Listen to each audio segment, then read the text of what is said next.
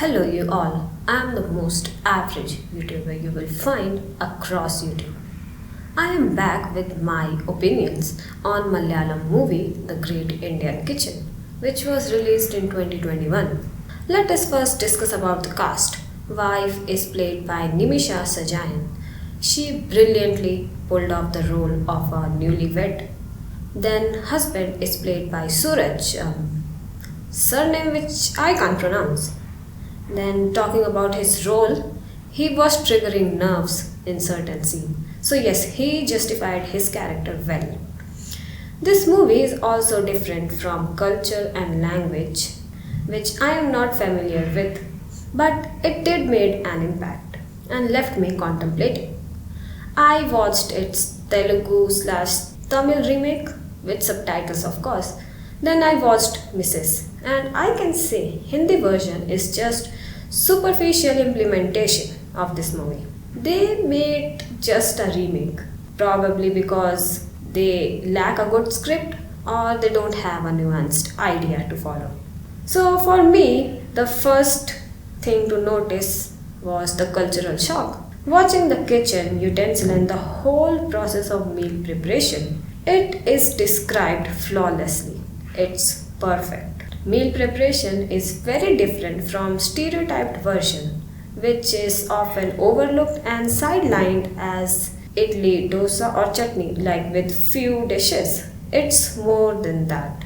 It shows the real essence of food. It has got a vibe. The next thing I got to know that this film was initially rejected by Netflix. Sabarimala temple controversy. And if you are like me who is unaware of it, wait till end, I will let you know what it is. This movie starts with marriage. Everyone is happy. It was an arranged marriage setup. Newlywed couple is congratulated and scene cuts to the day after marriage. How they both quickly take up their gender role. Him getting up doing yoga, breakfast and then heading to school was the default. But her was getting up, preparing meal, cleaning, dusting, mopping, washing clothes was the default. It's laborious, unpaid, and expected, and that's concerning. It becomes so repetitive every day that she loses every minute of day to even think about herself, her life, her hobbies, and her interest. And the most excruciating part of this is according to societal norms, it is bound to happen. Her mother-in-law, even though she is educated and have a degree, she accepted her fate and took the whole responsibility of house.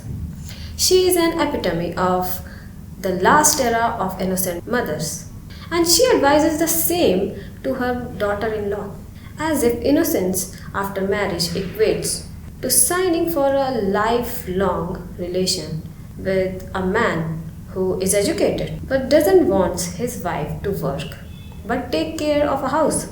When you have a whole damn big ass house to take care for, I can guarantee you it's more difficult than going outside and earning for yourself. Going outside, you socialize, you collaborate with people, you open door for new opportunities. You skill up and contribute to your own growth. You test and expand your own limits. This all confines and your worth is diluted to being a homemaker. With due respect, I am not here to compare who is right and who is wrong. To all the mothers who have made the choice to stay at home or to work, if the choice is given, it's great, it's your choice. And everyone is capable of making their own decision. But when choice is not given and you are advised to follow a path in name of tradition, you are shoved with examples who did follow it and are now perfect successor and elders too. And you can't question them because they got experience. This is a transaction which is disguised as marriage.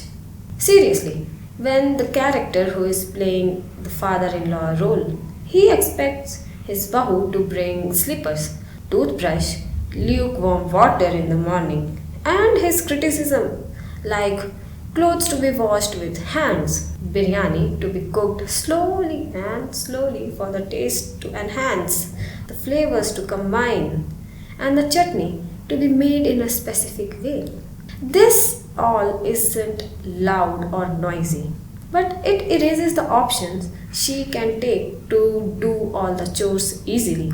And also, why do you want to add more labor into her life? Now I want to drag your attention to the difference how they begin their day. His day starts with all the tasks related to him, his growth, his career, and his social status.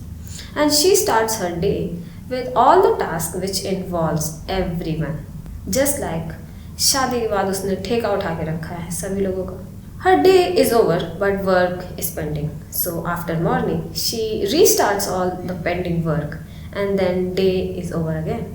She rarely gets time for herself, and if she gets, she loved watching her old dance videos. She finds herself more present there while dancing. She feels claustrophobic, even though it was a perfect marriage, at least from society's point of view. On her period, she was forced to live in a separate room, and while exchanging words with maid, she got to know that she never takes leave because she wants to earn money even in those difficult days. This scene also represents a hierarchy of society and where certain women are privileged to even talk about it and discuss about the leave. And some cannot because it's related to their survival. God forbids if the wife discusses what they can do better or something she likes while they were involved in doing adult stuff. This man has the audacity to question her character. That how does she know so much about it, huh? Of course, that is something to raise an eyebrow upon. So, she goes against her in-laws and her husband. She filled the form for a job application as a teacher. But she was told to not join there as this wonderful man is already earning and providing for her. Then why she needs it? Also, the relatives are worth mentioning here. They are toxic, I know, but the way they are portrayed here is top notch. How one of them just comes and introduces his wives and talks about how black tea is superior to normal tea. He jokingly tells his wife that she doesn't know anything and she's having diabetes. Nimisha made the tea, but it was not according to his standard. So he goes on mansplaining how to make black tea. Then he decides to make biryani for dinner. And the way, oh my god, the way he destroys every corner of the kitchen while making it. It made me question to the God and judicial system, like why we can't choose good relatives, and if not, is there any process we can take divorce from them? Because some of them really deserve it. She had to clean up the mess, a huge mess. She finds it unusual how her husband eats in a filthy manner. That table looks trash after he finishes, and how he calls it his comfort in home. He is aware of it because in restaurant he doesn't repeat it.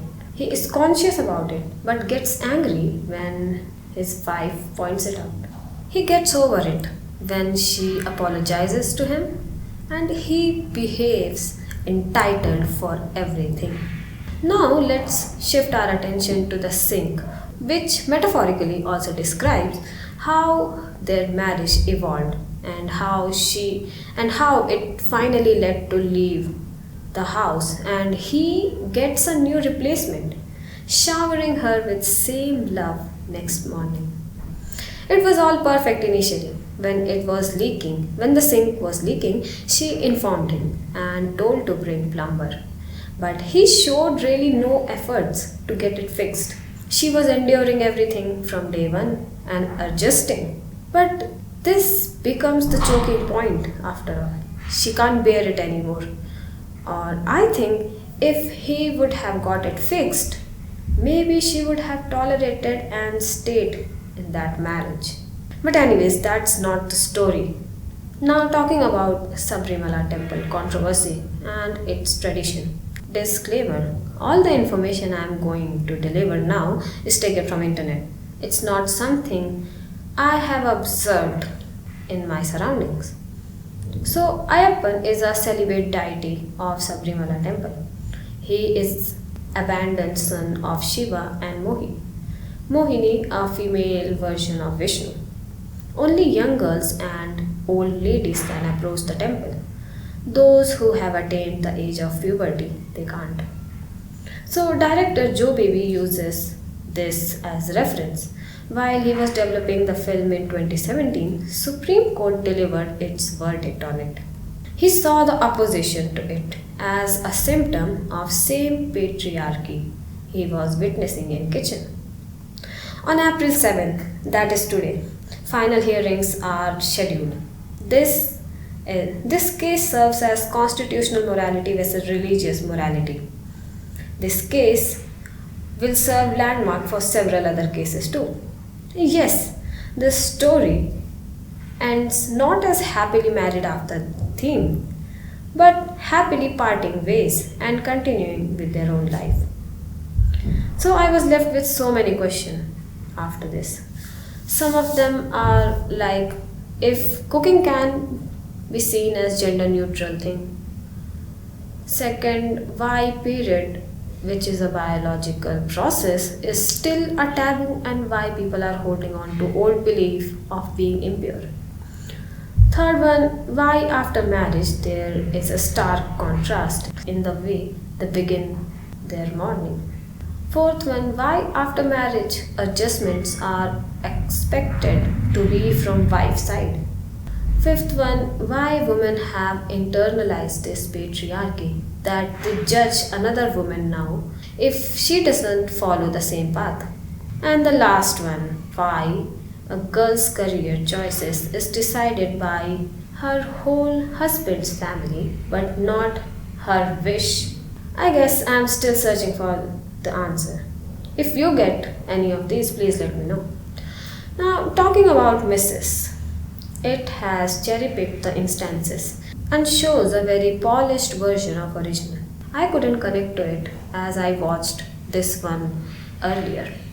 As in Mrs., the husband by profession is a doctor, which is hierarchically more accepted and appreciated than a teacher. I was in shock when I was discussing this movie with my friends, family, and extended acquaintances. Because some of them, very little, they agreed to be a trophy wife of a man who is a doctor, and they are okay with being a stay-at-home wife. They, of course, have different ending of this movie in their head, and they are okay with the compromise, which gives me a whole new different perspective about them and their thinking. So yes, we have reached the end of video. I'll be signing off now. Tell me your thoughts on this movie. Did you find original better in execution than Mrs.? Or you have some different opinions? You are welcome to share it in the comment section.